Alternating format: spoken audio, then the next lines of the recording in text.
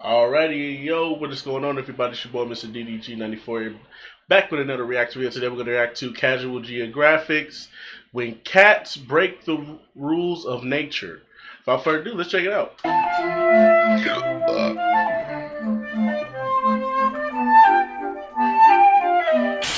Don't be suspicious, don't be suspicious, don't be suspicious, don't be suspicious.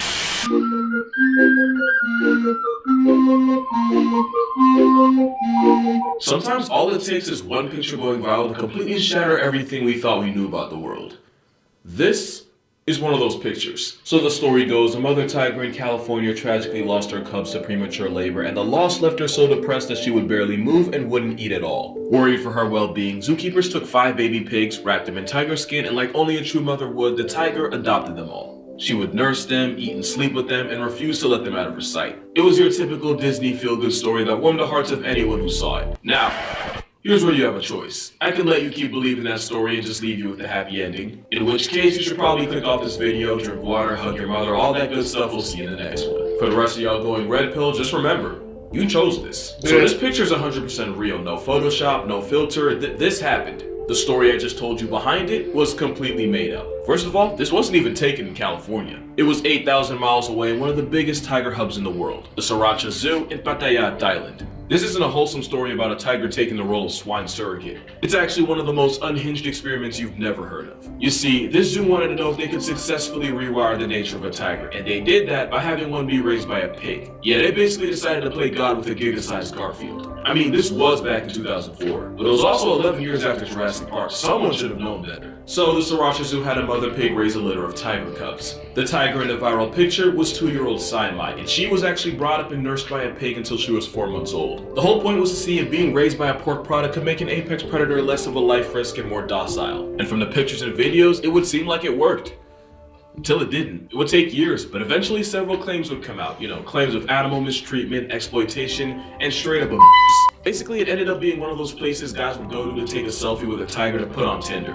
And I genuinely hope that was the only cat any of y'all ever saw. The zoo also had a bunch of hands-on stuff you could do with tigers, which is probably the biggest red flag a zoo can have. If the same striped delete button that can solo a walking bicep also sits still for a stranger selfie, start looking left, cause ain't right. So to make a long story short, if Tiger King would have came out in 2004, Joe Exotic would have been Bangkoking in Thailand. There was even an incident where 23 tigers flatlined a bird flu after being fed raw contaminated chicken. And then there's also the fact that one of the zoo owners, Samay Thamsiripong, was charged with breeding tigers without a license. It took a worldwide pandemic to do it, but eventually the zoo closed its doors July 13th, 2021. Whatever happened to Saimai and her foster pigs? Well, 16 years after this picture was taken, another video would go viral. Only this time, it was a now 19-year-old Saimai pouncing on one of the piglets, and not in a cute playing type of way. The only thing stopping Wilbur from becoming the end of Charlotte's Web was a zookeeper distracting the tiger before a bunch of small children found out where bacon comes from. That video wasn't exactly the nail in the coffin, it was more like the shovel that started the digging. What that video also proved is that you can't change nature, no matter how many sequels this franchise gets. Like take this video for example, where this polar bear went viral for seemingly petting a husky in Canada. The biggest meat eater in the world on legs, and even he can't help himself. Adorable, right? The part that didn't go viral was immediately after when the polar bear proceeded to send the dog to dog backwards by attacking and eating it, all while the dog was chained up and couldn't even run.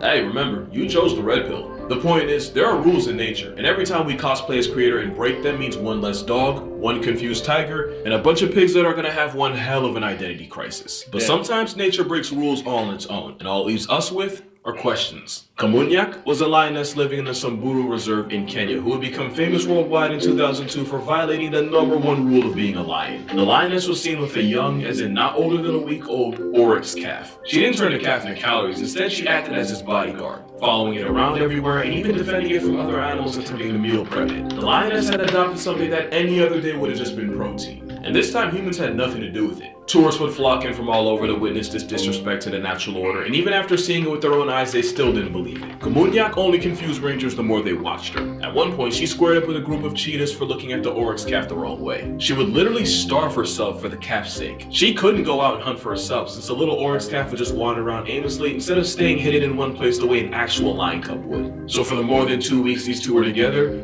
she just didn't eat. I can only imagine what the other lions thought. This was basically like a man walking into an orphanage and then and leave him with a Big Mac and a stroller. Like that time SpongeBob had an entire relationship arc with something he grills for a living. It's just one of those things like Mandy smiling or EDP foster momming a cupcake and not eating it. It just breaks the natural order. One day, Kamunyak and her little calf went to get water, and in the short amount of time her back was turned, a male lion appeared and gave her a live demonstration of what a lion actually is. So yeah, no more baby. And the lioness that had nearly starved herself to death for it acted like any mother would after losing a cub of her own. And the rangers watching it all go down had no way of explaining it. Now, the baby oryx calf being shown its #1 op in the first place actually isn't that crazy. There's a good chance it was probably just too young to even know what fear was. Like when a baby wildebeest was filmed playing with a hyena cub as if his family reunion wouldn't dissect and eat him alive. That is until its mother pulled up and bro remembered who he was and dipped. But a predator playing parent to prey is where rules get broken. It's something you'd expect from Disney, and like in Disney, it probably started from a family member getting murked. Kamunyak apparently had cubs of her own, and a violent dispute in the pride meant she lost them, likely to a new rival male. And with as young as she was, this was likely her first litter, and after losing them so brutally and hormones still running high, she probably didn't know what else to do. So it's possible that the calf imprinting on a lioness caused the motherly instinct to override the turn you into take on and smoke you like a Marlboro instinct. At least that's just my guess, because no one thought to ask the lioness what was going through her head. And this might have been her first time, but this wouldn't be her only. This would happen not once, not twice, not even a hat trick, but Kamunyak the lioness would adopt 6 different oryx calves. Also, I feel like I should just mention at this point she was going out of her way to follow her just so she could steal any unattended minors. And it wasn't like she just didn't realize that these weren't lions, because oftentimes she would let the newborn calf nurse from its actual mother before running her off. And in case you're curious about what happens to the rest of her foster kids, the second one was intercepted by park rangers and taken to an animal orphanage in Nairobi. The third calf actually returned to its mother, and during a nursing session pieced out with the rest of its herd, even with Kamunyak chasing after them to get her baby back. Same thing happened with the fourth, with the mother oryx managing to reunite with her baby. And I can only imagine this made her learn her lesson in the worst way possible, because she didn't let the 5th calf return to its mother, and the end game was the calf going into a permacoma due to starvation, which Kamunyak would respond to by eating the soul evacuated body.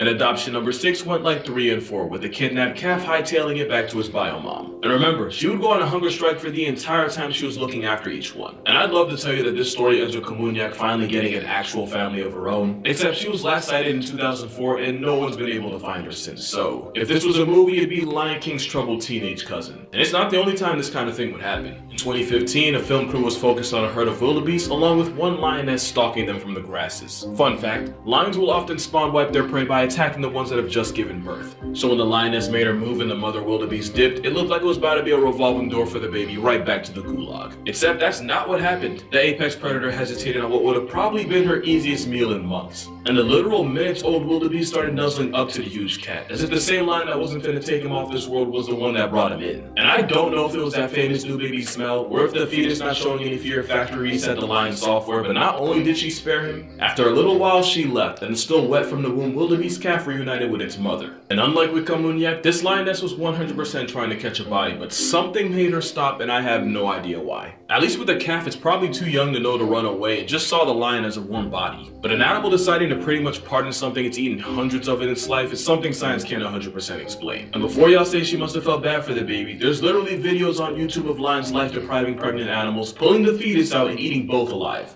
Or I guess technically only one of them's alive. I guess there is a chance the lioness was trying to use the baby as bait to murk its bigger and more fulfilling mother. And some articles think it's their version of playing with their food, like a cat and mouse kind of thing. But like, that still doesn't explain how a cat that can eat 15 pounds of meat a day would lose interest in free calories that fast. And the stories just keep coming. In fact, just last year, a lioness was caught on camera looking like it was escorting a baby wildebeest calf back to its herd, with the little guy following him the way he would with his biomom. So I don't know, maybe when a lioness loses her cubs, the motherly instinct is so strong she'll project it on anything. Or maybe lions are realizing that chasing and catching their groceries is too much work and now they're trying the factory farming strat. But a lion treating food like family wasn't the only time a major rule of cat culture was broken. Like, I want you to take a good look at this picture. This might look like nothing special, but let me give you some background. A lion's main goal in life is to pass down his genes as much as possible to keep his bloodline alive. The catch is, whenever a rival male or males take over a pride, the first thing they do is commit severely late-term abortions on any offspring that aren't theirs. Scar actively trying to put Simba on a t-shirt was scientifically accurate, although if it was 100%, he would have wiped out Nala too.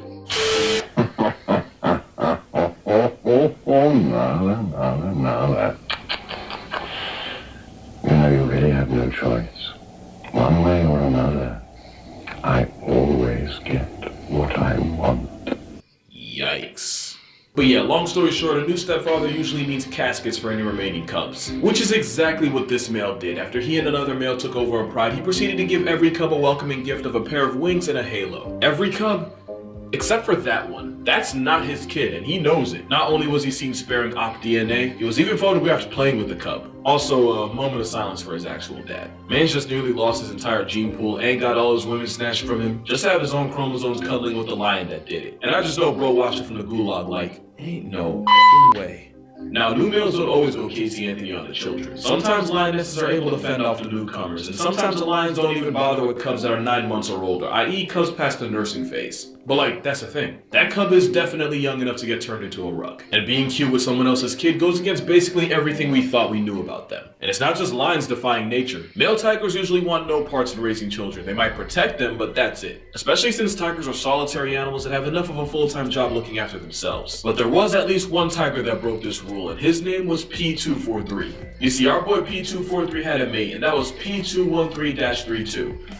I didn't come up with the names. The two were together for over 2 years, and 243 was never seen with another tigress because we love a faithful king. But his mate suddenly died, and it clearly had an effect on him. He spent hours sitting at the place his mate of many years past, and when the tigress was cremated, P243 was on the scene less than an hour later. She didn't just leave him behind, but also 4 cubs. Normally, losing a mother that young means the orphans would soon get to go see her, but P243 did what we've rarely seen a male tiger, or really any male big cat for that matter, do. He stepped up. After that, P243 would often make kills, but leave the food behind for the 4 cubs who were too young to hunt for themselves. One time, the father caught a full-grown cow and left it behind without taking any for himself. And whenever the forest department would see the 4 cubs, the father would never be too far away. Obviously, there was a mystery as to why he did this. I mean, they were his kids. But it also managed to break what we thought were the rules of being a male tiger. Because as dark and messed up as it sounds, it would actually make more sense to just cut losses and try again with another female. Instead of taking the time to raise kids that might not make it in the end when you really could just make more. Especially since 10 days after his mate died, trackers found him near another female. But the relationship didn't go anywhere and the two weren't seen together again. Meanwhile, 243 continued looking after his cubs. There were even a few reports that the tiger had started teaching his cubs how to hunt. Now, there is no way of knowing for sure the cubs make it after all that, but according to the latest update I could find, all 4 cubs are still alive, healthy, and active. Which would be great numbers even if they had a mother, but going 4 for 4 even after getting Bambied, well, that's not supposed to happen. At this point, every breath they take is overachieving, and you can thank Mr. 243 for that. But yeah, that's gonna do it for this video. Be sure to, all in all, make sure you drink water, hug your mother, tell your father you appreciate him. If you ever see something like this on Tinder, beg his pardon, hit him with the left like Harden, and I'll see y'all in the next one.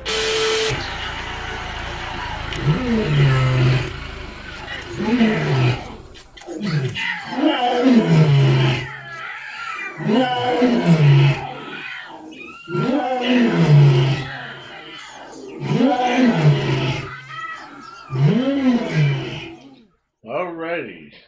So yeah, man, that's wild, man. They got fucking lions protecting their food, sending them back to their herd, kidnapping them. Wow.